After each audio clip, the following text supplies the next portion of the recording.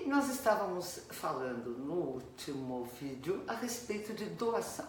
E você lembra que eu comentei com você a respeito de doação quando as pessoas precisam comparecer ao cartório, principalmente se são irmãos, eles precisam comparecer ao cartório. Eu não sei se eu fui clara dizendo a respeito desses irmãos ou irmãs, se forem casados ou se estiverem em união estável, é importante que eles assinem e as esposas ou os cônjuges ou companheiros, companheiras que assinem em conjunto. Por quê? Porque, evidentemente, a depender da situação, uma separação, um falecimento de algum desses filhos, a companheira, cônjuge ou cônjuge pode ter direitos. Então, presta atenção, sempre que vocês forem fazer uma assinatura de uma escritura onde há uma doação, levem as outras pessoas, mas sempre os documentos do cônjuge, da cônjuge ou dos companheiros. Isso é importante. Mas, além disso, existe alguma coisa também muito importante quando a gente fala de doação. Imagina uma possibilidade de alguém ter um imóvel que foi doado, por exemplo, o pai doou um imóvel para um filho.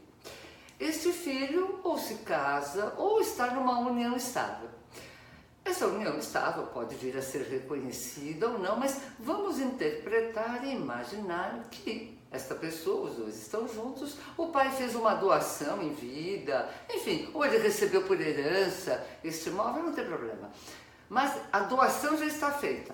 Muito bem. O que vai acontecer se este casal, do cujo o rapaz, suponhamos, neste exemplo, o filho recebeu o imóvel por doação do pai ou da mãe, e ele se separa, ou ele vem a falecer. O que vai acontecer com esse imóvel em relação ao cônjuge ou companheiro? Resposta: se ele teve uma doação, pode ser que a doação foi feita em vida ou ele recebeu por herança este imóvel. Se ele se separar, se ele se divorciar, este imóvel ou todos os bens recebidos por doação ou por herança não serão partilhados quando houver uma separação. Principalmente, vocês lembram, isso eu sempre recomendo, de acordo com o regime de bens. A rigor, o regime de bens, desde 1988, desde o novo Código Civil, que interpretou que numa separação e num falecimento existem essas diferenças em relação ao tipo de regime de bens, o que vai acontecer? Esse regime de bens, se for a comunhão parcial, haverá a separação dos dois e o cônjuge ou companheiro nada receberá em relação a esses bens que foram recebidos por doação ou por herança.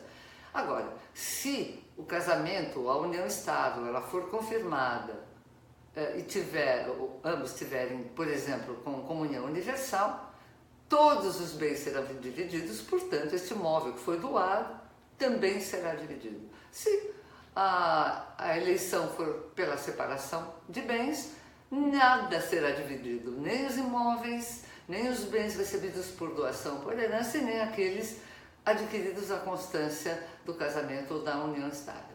Então, isso é importante que você saiba, porque na separação ou no divórcio é diferente de um falecimento. Por quê? Porque no falecimento, a rigor, o cônjuge também, ou companheiro, ele também será herdeiro, concorrendo com filhos.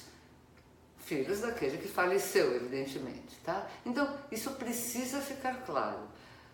No exemplo que eu dei, se esta pessoa, esse rapaz, por exemplo, recebeu um bem de doação do pai e ele vier a falecer, a depender do regime de bens ou do casamento ou no reconhecimento da união estável, este bem recebido por doação poderá sim ser partilhado com a companheira ou a cônjuge em concorrência com filhos, se tiver.